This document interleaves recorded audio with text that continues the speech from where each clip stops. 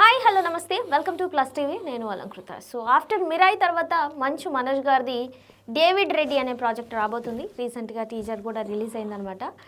అంటే అందులో ఒక టైప్ ఆఫ్ ఇది అనిపిస్తున్నది. అంటే ఒక మంచి సూపర్ డూపర్ హిట్ తర్వాత మళ్ళీ ఒక మూవీతో రాబోతున్నారు కాబట్టి అంటే బ్యాక్ టు బ్యాక్ వస్తున్నారు చాలా ఇయర్స్ తర్వాత గ్యాప్ ఇచ్చేసి.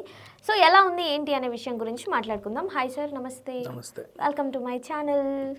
సో డేవిడ్ రెడ్డి మంచు మనోజ్ గారిది ఆఫ్టర్ మిరాయిలో ఆయన క్యారెక్టరైజేషన్ నచ్చిందా సార్? బాగుందా? ఎప్పుడైతే భైరవం సినిమా వచ్చిందో after long time come back తంది అవును. ఒక టైప్ ఆఫ్ చిన్న నెగిటివ్ షేడ్స్ ఉన్న క్యారెక్టర్లో అలా ఒదిగిపోయాడు. అండ్ నెక్స్ట్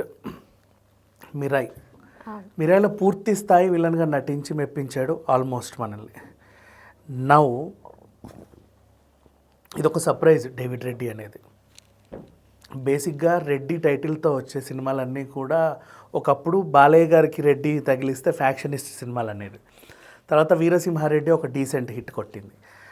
ఆ తర్వాత అర్జున్ రెడ్డి, జార్జ్ రెడ్డి, ఇప్పుడు రేపేదో గుర్రం రెడ్డి, పాపిరెడ్డి, తర్వాత డేవిడ్ రెడ్డి. డేవిడ్ అనేది తెలుగు మన Christian name. Okay. Reddy who is he అనేది అనుకుంటే యాక్చువల్గా ఈ టీజర్ చూస్తే 1897 to 1922 కాలంలో ఇండియా వర్సెస్ అంటే బ్రిటిష్ పాలన ఉన్న టైంలో జరిగిన స్టోరీ అనేది వీళ్ళు చెప్తున్నారు. అప్పుడున్న ఒక పవర్ఫుల్ క్యారెక్టర్. టీజర్ స్టార్ట్ అయింది. ఏం నాన్న ఎప్పుడు లేదు మన ఫ్యాక్టరీ నుంచి సౌండ్స్ వస్తున్నాయి, ఏం తయారు చేస్తున్నారు అంటే they are making a bike, వేగాన్ని తయారు చేస్తున్నా అని చెప్పేసి ఒక మంచి స్టైలిష్ లుక్ ఉన్న వింటేజ్ బైక్ని వాళ్ళు రెడీ చేశారు. ఆ బైక్ తయారు చేసింది ఇతనే అని. దాంట్లో అతను ఒక ఆయుధం కూడా పెట్టుకొని తిరుగుతున్నాడు, దాని మీద డెత్ అది రాసుంది.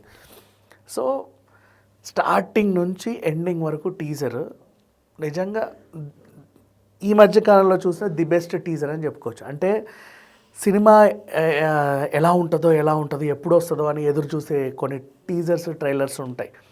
అలాంటి కోవకు చెందినటువంటిది ఇది. నెక్స్ట్ మళ్ళీ టెక్నీషియన్స్, కెమెరా పనితనం కానీ, బ్యాక్గ్రౌండ్ స్కోర్ మ్యూజిక్ కానీ రవి బస్రూర్ ఇచ్చాడు.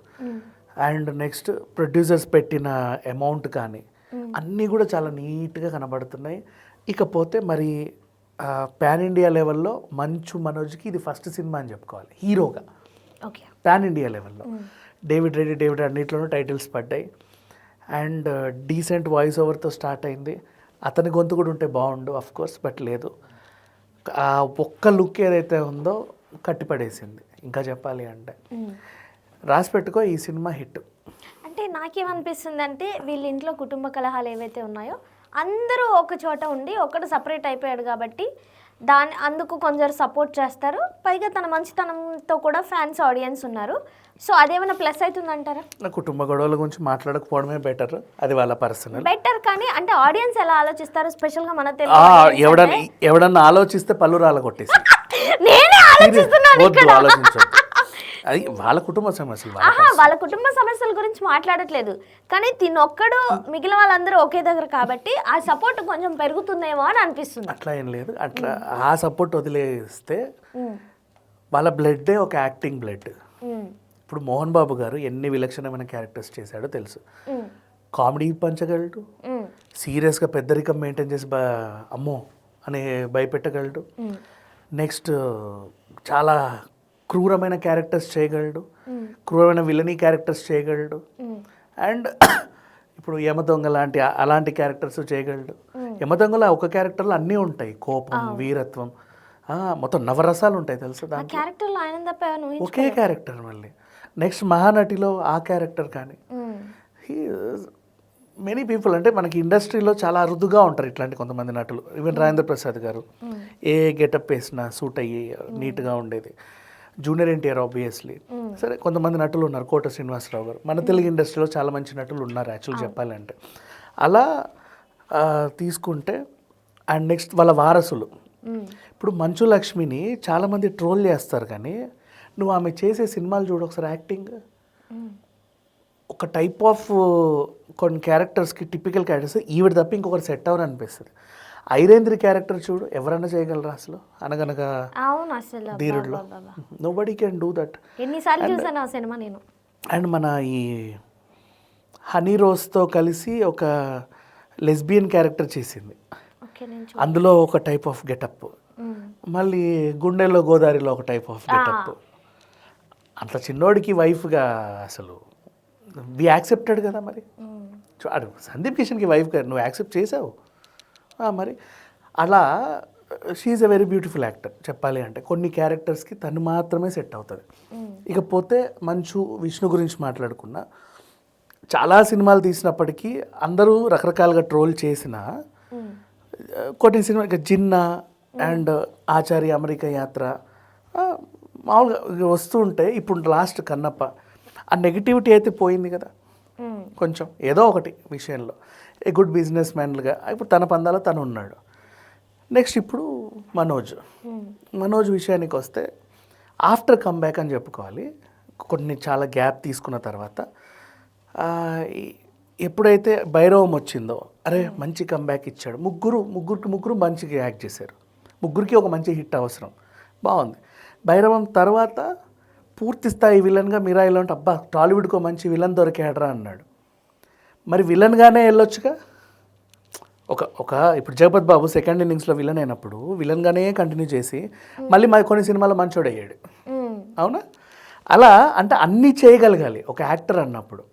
ఇప్పుడు ఫుల్ ప్లెడ్జ్డ్గా నెగిటివ్ క్యారెక్టర్ చేసి మళ్ళీ ఫుల్ ప్లెడ్జ్డ్గా హీరో క్యారెక్టర్గా కన్విన్స్ చేయడం అనేది చాలా టఫ్. ఈయనకు దక్కింది అది. ట్రైలర్ చూస్తే హీఈస్ ఎ హీరో లాగా ఎంత బాగున్నాడు చూడు. మిరాయిలో నెగిటివ్ షేడ్స్ ఉన్న విలన్ అంతా పోయింది మైండ్లో నుంచి, నీకు అర్థమైతే.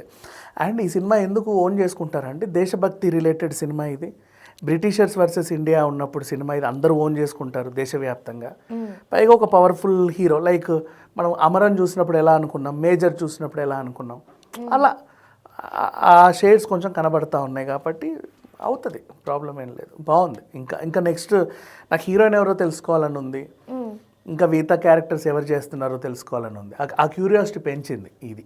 అంటే నెక్స్ట్ దీని గురించి ఏదొచ్చినా సరే ఇంట్రెస్టింగ్గా దాని వైపు చూసేలాగైతే ఉంది. ఓకే, నెక్స్ట్ ప్యారడైస్లో మోహన్ బాబు గారు కూడా రాబోతున్నారు కదా. ప్యారడైస్లో మోహన్ బాబు గారు చూసిన తర్వాత మీకు ఏమనిపిస్తుంది అంటే, మొన్న ఒక లుక్ రిలీజ్ అయింది, అది చూశాను. మోహన్ బాబు గారు ది బెస్ట్ కమ్బ్యాక్ అది చెప్పాలి అంటే ఆఫ్టర్ లాంగ్ టైం. కన్నప్ప ముందు శాకుంతలం, అప్పుడప్పుడు అడప సినిమాలు వచ్చాయి కానీ అంటే ఎక్కువ మాట్లాడుకునే రేంజ్లో రాలా. ఈయన గురించి ఏం మాట్లాడుకోవాలని నువ్వు చూడు. ప్యారడైజ్ చూసిన తర్వాత మోహన్ బాబు గారి గురించి కనీసం ఒక 5,000 సార్లైనా మాట్లాడుకుంటాం. 5,000 సార్లు మాట్లాడుకుంటాం సార్ ఆయన గురించి అలా. సో బాగుంటుంది. ఆ ఏజ్లో అసలు అలాంటి రోల్ పొజిషన్ గ్రేట్ అసలు. విష్ణు గారు సపోర్ట్ చేస్తారంటారా ఈ సినిమా కూడా? ఏదైనా ట్వీట్ చేయడమో లేదంటే వీడియోస్ చేయడమో? వాళ్ళ ఇష్టం, చేసుకుంటారు, అదేం పెద్ద విషయం ఏం కాదు. ఎవరింట్లో ఉండవు గొడవలు చెప్పు, అందరి ఇళ్లలోనూ ఉంటాయి అంతే. అది గొడవలనే వాళ్ళ పర్సనల్, మనం మాట్లాడకూడదు. Okay sir, thank you.